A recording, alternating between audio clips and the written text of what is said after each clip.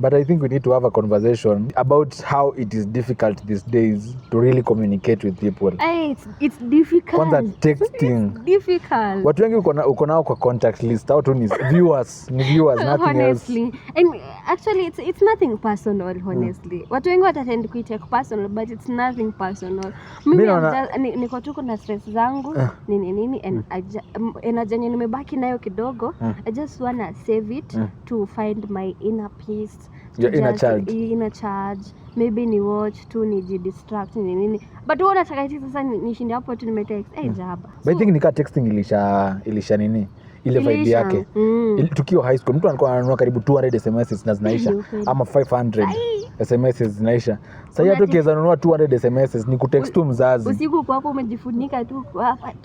Bana nilikuwa nazituma kwa 7 different girls.